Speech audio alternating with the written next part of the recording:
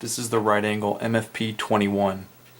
This particular mechanism has a 21-inch track, which allows you to push the keyboard completely underneath the work surface when not in use, or if the user has to do writing on their work surface. As you can see, it tucks completely away in a corner.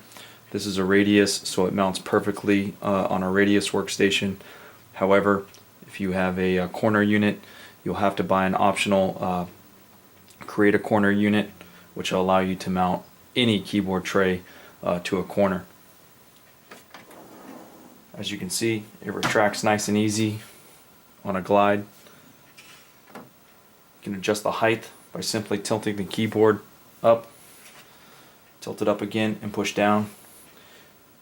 You have different height levels, low and high. It goes all the way up to 8 inches of full travel. Once the user finds a desired height, you can adjust the tilt. Right Angle offers positive and negative tilt. I recommend setting the keyboard at around -5, -8 roughly. That'll put a nice forward tilt and help prevent carpal tunnel as well as repetitive motion injuries. This particular tray is our MFP21. It's made out of steel.